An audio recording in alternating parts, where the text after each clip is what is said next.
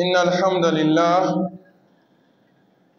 نحمده ونستعينه ونستغفره ونتوب إليه ومن شرور أنفسنا وسيئات أعمالنا من يهده الله فهو المهتد ومن يضلل فلن تجد له وليا مرشدا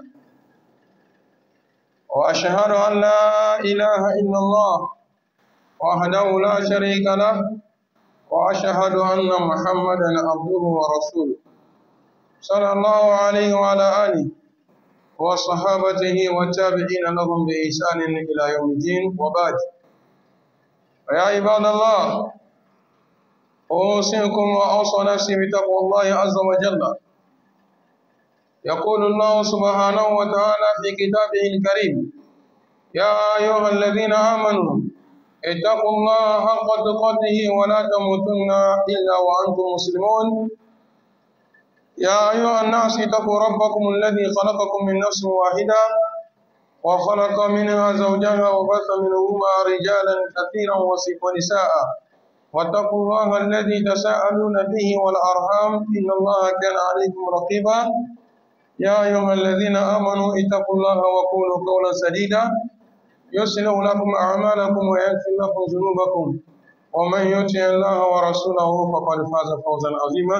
وبعد أيضا الحمد لله رب العالمين ولا عاقبة للمتقين ولا عدوان إلا على الظالمين والصلاة والسلام على من لا نبي بعد نبينا محمد صلى الله عليه وسلم وعلى آله وصحابته وتابعين لهم بإحسان إلى يوم الدين. La louange appartient à Allah subhanahu wa ta'ala, le Seigneur des mondes, le tout miséricordieux, le clément. Nous attestons qu'il n'y a d'autre Dieu digne d'adoration si ce n'est que lui, Allah subhanahu wa ta'ala. Le salut d'Allah sur le prophète Muhammad sallallahu alayhi wa sallam, sur sa famille et ses compagnons, ceux qui ont suivi, ceux qui suivent et ceux qui suivront la droiture jusqu'au jour dernier. Et après ça, frère en islam, frères en Dieu. Ce sermon est un sermon, ou bien mon sermon d'aujourd'hui est un sermon d'adulte. Sûrement que c'est mon dernier vendredi avec vous aujourd'hui, ce vendredi-là. Et il se pourrait que ce soit le dernier vendredi au Togo et en Afrique. Et il se pourrait aussi que, à la volonté d'Allah, du seul sait, c'est mon dernier vendredi dans ma vie. Lorsque quelqu'un décide d'aller au pèlerinage à la Mecque, c'est de mettre deux choses en tête. Soit revenir, soit ne pas revenir. Et dire ne pas revenir ne veut pas dire qu'il va rester là-bas. Tout simplement, comme il y a la vie, il y a aussi la mort. L'homme pourrait mourir là-bas. Mais avant de vous laisser dans les bras de mes supérieurs, aux sages qui vont vous entretenir durant la période des Hajj, j'ai un conseil pour tous. Et ce conseil-là pour vous et pour moi. Même si on ne se verra plus, ou bien si on ne se voyait plus, Inch'Allah, on met en pratique ces conseils-là. Allah subhanahu wa ta'ala va nous aider et par ça, Allah va nous accepter le jour de la rétribution au paradis. Le saint prophète Mohammed, sallallahu alayhi wa sallam, Dieu l'a dit,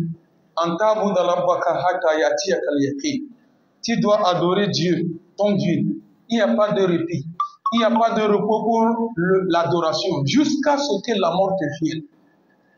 Que tu sois malade, en bonne santé, riche ou pauvre, valide ou handicapé, hey, content ou mécontent, la prière, Allah subhanahu wa ta'ala dit de l'adorer. Et la prière occupe une place très importante auprès d'Allah subhanahu wa ta'ala. C'est pourquoi vous remarquez que toute chose, il a demandé ça peut-être une fois dans l'année, ou bien une fois dans la vie de l'être humain, ou bien, etc.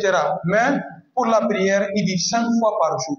Il veut te voir toujours dans la prière toute ta vie. C'est pourquoi il a dit que si vous ne pouvez pas vous mettre debout en priant, asseyez-vous. Assis, si c'est impossible, couchez-vous.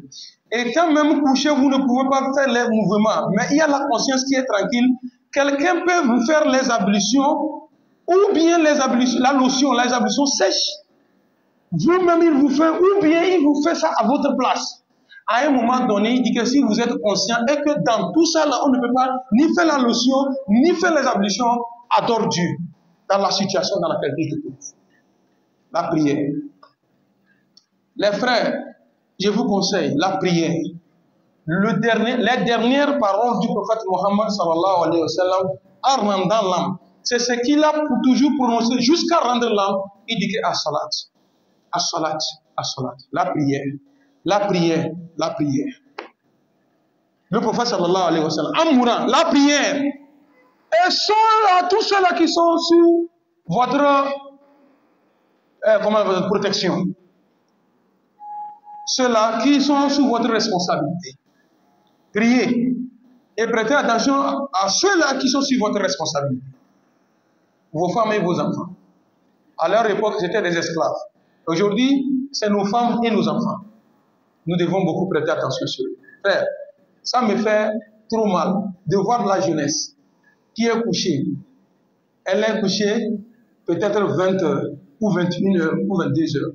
De 22 h jusqu'à 4h30 du matin ou bien 4h45 du matin. Le sommeil là, 16 h là ne t'ont pas suffi. Est-ce que tu vas me dire que c'est 4h45 à 5 h là, c'est les 15 minutes là de sommeil là qui vont te suffire? Non. Pourquoi ça? Et retenez les frères en islam. Chaque prière a son heure précise que Allah subhanahu wa ta'ala a proposé. Et je vous rappelle encore que la prière, chaque prière a des impacts, c'est-à-dire des avantages, que ce soit physiquement, sanitaire, économiquement, sur tous les plans que Allah subhanahu wa ta'ala a décidé de donner à chaque personne qui a prié correctement à l'heure. Quand les autres sont en train de prier, toi tu es couché. Tu vas me dire que tu auras cette bénédiction. Écoutez le Saint Prophète sallallahu alayhi wa sallam. Il dit que Allah subhanahu wa ta'ala a béni ma communauté, c'est-à-dire la communauté de Muhammad sallallahu alayhi wa sallam, parce qu'elle se réveille tôt à cause de la prière de l'eau. Regardez, sillonner partout sur la terre. Quelle religion adore Allah subhanahu wa ta'ala à l'heure que toi tu te réveilles le musulman? Et déjà à 4h30 ou bien à 4h45, il n'y a pas ce musulman, ce bon musulman-là, en bonne santé, vivant, qui est en train de dormir. Si ce n'est pas celui-là qui ressemble à ceux-là que Allah subhanahu wa ta'ala, son prophète, disait, si ce n'est qu'à cause des femmes et des enfants, j'allais mettre le feu à leur cage. À leur cage où ils sont en train de dormir, l'heure où les autres sont en train d'adorer Dieu. Musulmans, mes frères, frères en Dieu, la prière. La prière, le prophète sallallahu alayhi wa sallam dit, awwal ma yuhasabu bihi abdu yawm al-qiyamah as-salah. La première des choses qu'on va interroger à l'être humain le jour de Kiyama, c'est la prière. Quand elle est correcte, tout est correct. Quand elle n'est pas correcte, tout est annulé. Tout est annulé, les frères en islam. Je reviens, vous suppliez encore une fois, et encore une fois, évitez que, après la mort, après votre mort, quand la mort va venir à l'un d'entre nous, lorsque les gens vont se préparer à aller au cimetière pour son inhumation, que des gens s'interrogent, est-ce qu'ils prient? Est-ce qu'ils prient? Est-ce qu'ils prient? C'est parce que vous ne priez pas, c'est pourquoi les gens posent des questions, est-ce que vous priez? Sinon, si vous priez, Dieu lui-même vous témoigne de votre prière, sans doute. À la mort d'une personne, il y aura 3 groupes de personnes.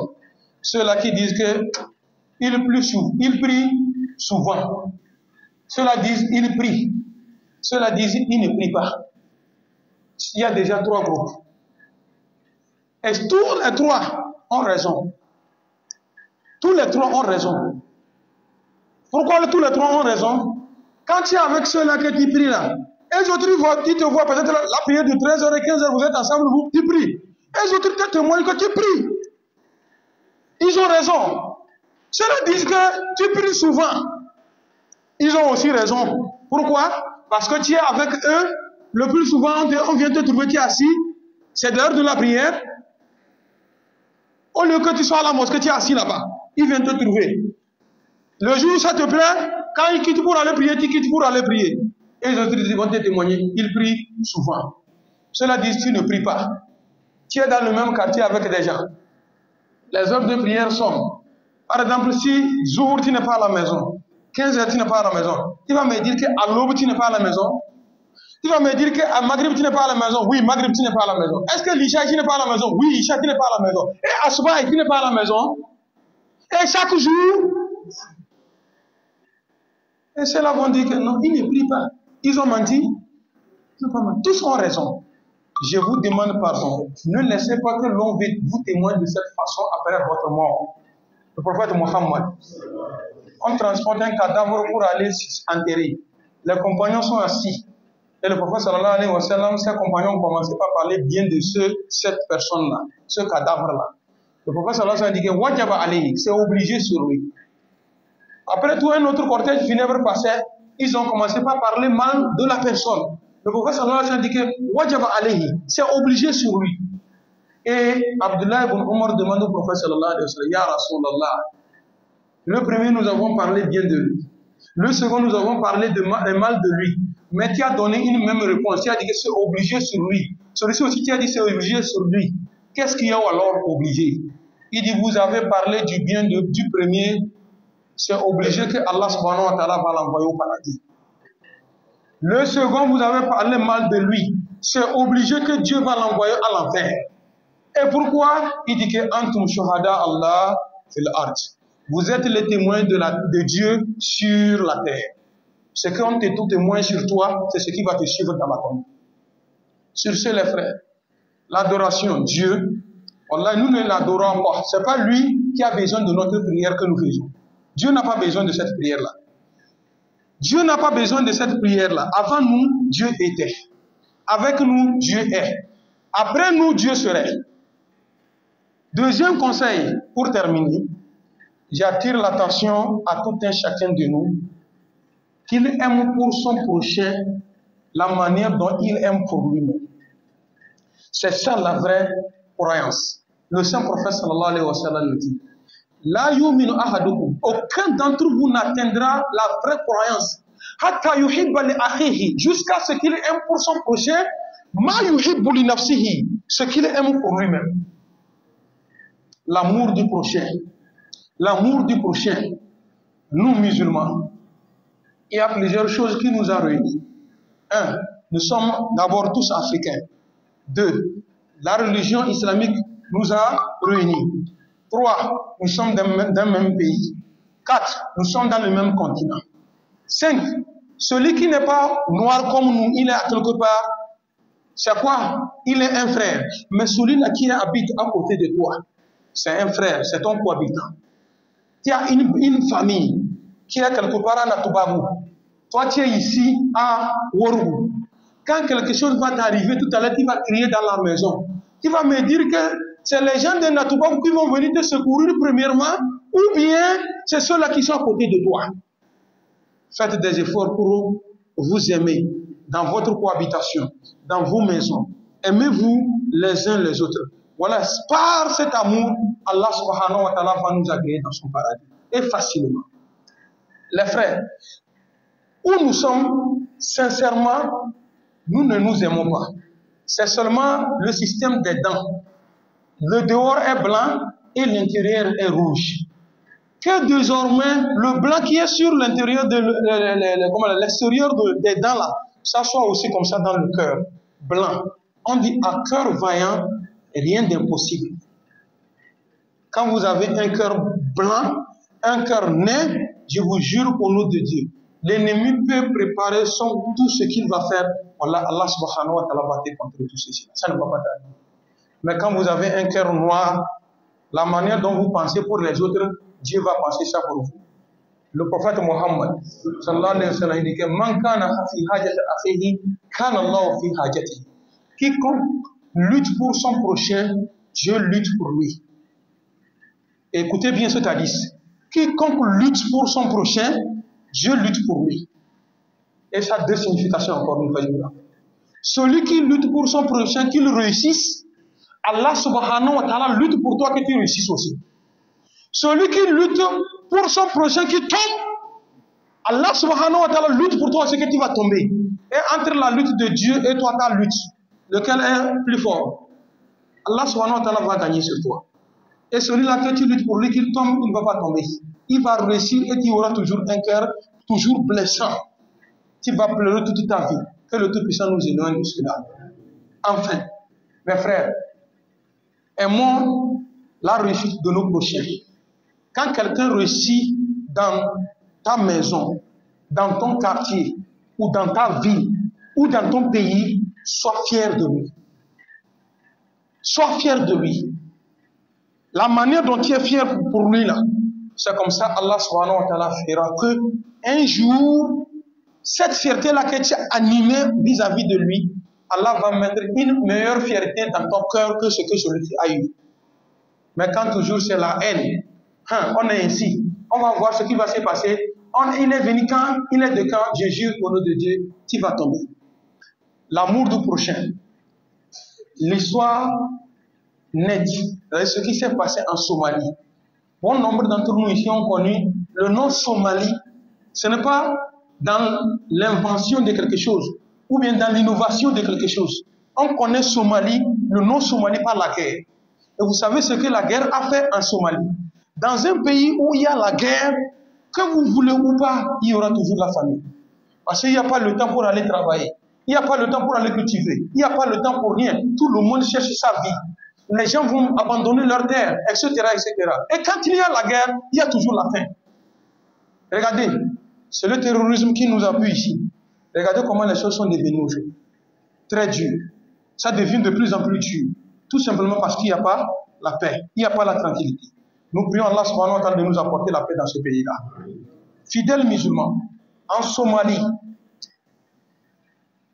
l'ONU a amené de la nourriture partagée aux gens. Il y avait un monsieur qui était dans sa chambre, il n'a pas vite appris la nouvelle. Au moment où il a appris que c'est comme ça, on partage de la nourriture, il est sorti. En venant, il avait son fusil sur lui. Il court pour chercher de la nourriture. Il est arrivé, c'est les sacs de riz, on a partagé aux gens. Arrivé, il a vu que tout est déjà fini. Tout le monde transporte pour lui pour partir. Il a regardé à gauche, à droite, il n'a pas trouvé quelque chose. Il a sa femme à la maison. Il y a des enfants à la maison. Maintenant, je vais retourner à la maison. Ma femme et mes enfants vont manger quoi? Ah, ça la autre, ça ne peut pas se passer comme ça. Il a tourné encore, il a vu une femme porter un bébé au dos qui transportait le riz. En même temps, dans son cœur, il dit quoi? Celle-ci là, c'est elle, pour elle, moi je vais prendre. Il a tiré son fusil comme ça. Il a visé, il a tiré sur la femme. Boum! Elle est tombée. Il a couru pour aller ramasser le sac de riz. Arrivé pour soulever le riz, il regarde la face de la femme qu'il a tiré sur elle. C'est sa femme, il a dit. Et son homme. Pourquoi la violence, mes frères? Dans la violence, il y a quoi? Puis dans la violence, il y a quoi? Si ce n'est que le regret. En ôtant l'âme des gens, quand vous tuez une seule personne, c'est comme vous avez tué toute l'humanité. Donc, j'ai pris à tout un chacun de nous de laver son cœur, à lever la haine, la colère, tout ce qui est mauvais, ce qui encourt à la colère des gens, ou bien à la colère de Dieu, évitons tout ceci-là. Voilà, nous vivrons en paix dans la tranquillité. Qu'Allah subhanahu wa ta'ala nous assiste. Cette dame-là, qui est plus fort que cette dame-là, il pouvait aller la montrer la force, c'est-à-dire par force arracher le riz. Ou bien il peut aller négocier avec elle. Donne-moi la moitié, tu vas prendre la moitié. Mais il a ôté la vie. لأجل ذلك كتبنا على بني إسرائيل أنه من قتل نفسا متعمدا أو فساد في الأرض فكأنما قتل الناس جميعا. C'est pour cette raison que nous avons écrit aux enfants d'Israël, ça est dans leur livre, dans la Torah et l'Évangile, et dans le Coran, je vous dis que quiconque tue une seule personne, pour rien, je dis pour rien, c'est comme tu as tué toute l'humanité. Et on dit tuer ici, ce n'est pas seulement tirer sur quelqu'un. N'importe quel moyen tu as utilisé pour tuer quelqu'un, ou bien tu as aidé contre tuer quelqu'un, c'est comme tu as tué toute l'humanité sur la terre. Sur ce, je prie Allah subhanahu wa ta'ala de corriger nos cœurs. Qu'Allah subhanahu wa ta'ala corrige nos cœurs. Nos petits frères, nos enfants sont en train de passer l'examen. Qu'Allah subhanahu wa ta'ala les facilite l'examen. Ils ont commencé bismillah, que le Tout-Puissant les aide à terminer alhamdulillah. À la fin de l'année, le moment des proclamations, que leur nom soit parmi ceux-là qui sont admis. Qu'Allah fasse que leur nom soit parmi ceux-là qui sont admis.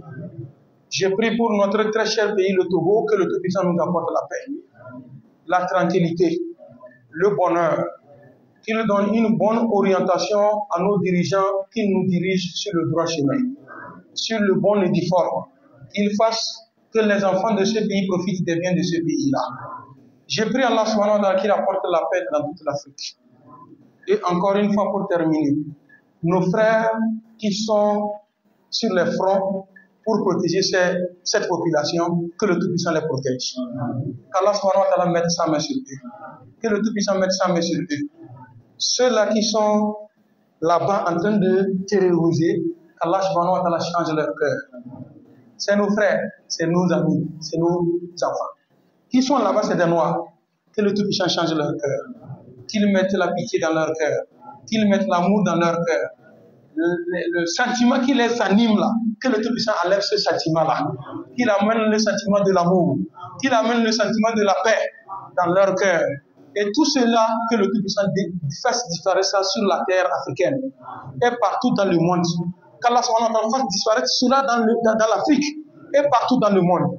Nous prions Allah de nous aider matin et soir. Qu'il accorde à tout un chacun de nous une longue vie, une bonne santé, la force dans l'organisme, qu'il affermisse nous pas dans cette religion-là. Ce qui viendra pour faire quitter quelqu'un de la religion pour autre chose, que le Tout-Puissant nous éloigne de cela. Ceux-là qui se sont déjà égarés, que le Tout-Puissant les amène sur le droit chemin. Nous malades, que le Tout-Puissant apporte une propre guérison. Nous malades, que le Tout-Puissant apporte une propre guérison. Nous étant en bonne santé, que le Tout-Puissant nous apporte une santé inoxydable. Nos frères et sœurs qui nous ont déjà dévancés dans la foi, que le Tout-Puissant les agrée dans son paradis meilleur. Que le Tout-Puissant les agrée dans son paradis meilleur. Et quand notre tour va arriver, qu'Allah subhanahu wa ta'ala nous pardonne avant de nous ramener vers lui. Qu'Allah nous pardonne avant de nous ramener vers lui. Il y a des gens qui ont demandé des prières, que le Tout-Puissant exauce leurs prières. Dieu connaît leur intention, que le Tout-Puissant exauce leurs prières. Tout et chacun de nous ici présents a des vœux, que le Tout-Puissant accorde nos meilleurs vœux. Les pèlerins, qu'Allah subhanahu wa ta'ala nous accompagne, on peut bismillah arriver à destination, alhamdulillah. Que le Tout-Puissant nous aide à accomplir les rites du pèlerinage. Revenez vous retrouver en bonne santé. Que le Tout-Puissant fasse que nous reviennons vous trouver en bonne santé. Et que l'année prochaine, que ça soit que toute la mosquée ici là est en train d'aller au pèlerinage. Qu'Allah subhanahu wa ta'ala le fasse pour nous. Et nous savons qu'il peut le faire, que le Tout-Puissant le fasse pour nous. Ceux-là qui ont déjà effectué ce pèlerinage, que le Tout-Puissant donne les moyens d'avoir le Amra.